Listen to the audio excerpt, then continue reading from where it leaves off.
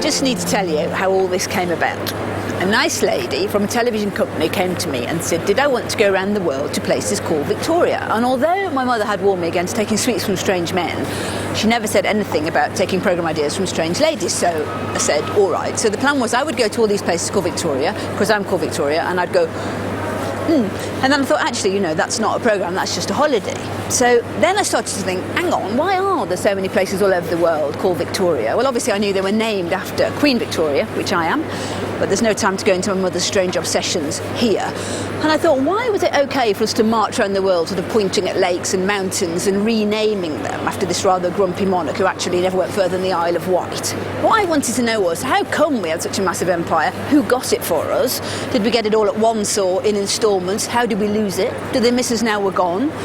And are there any bits of it we're not supposed to feel bad about? Anyway, don't panic. It's only a television programme. Now, which platform for Calcutta?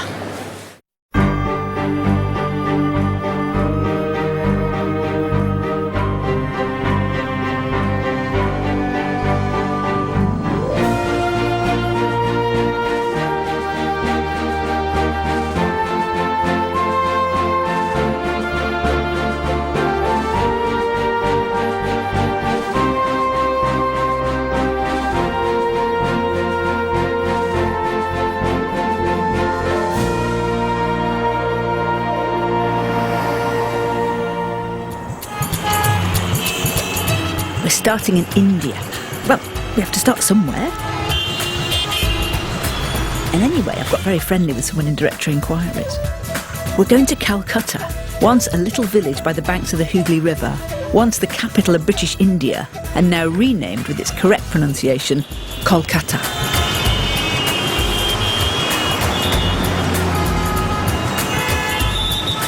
It's got everything I thought it would have, tons of taxis and cows and people, and heat and noise and colour and music.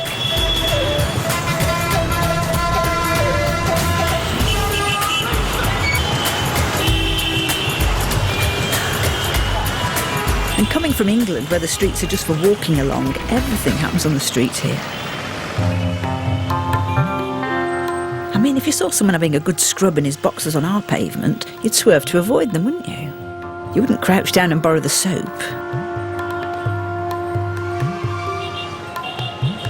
It's really noisy here, but it's not stressful. It's really crowded, but it's not chaotic, and it's quite calm in a bonkers sort of way.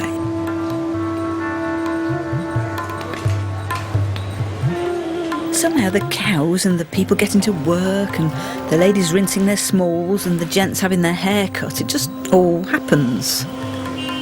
No hairbrush rage, no one winding their car window down shouting.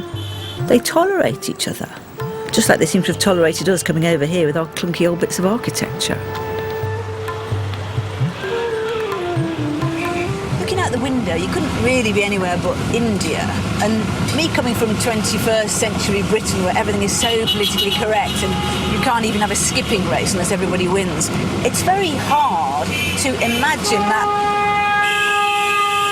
empire-building mindset where not only was it okay to reign over a completely different country with a completely separate culture and history, but it was perfectly fine to plonk great ugly British buildings all over it. I mean, talk about monumental arrogance.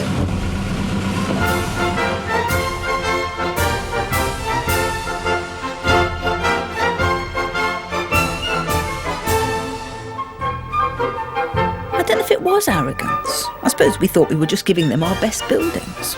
We liked the Bank of England and Leeds Town Hall, and we thought they would too.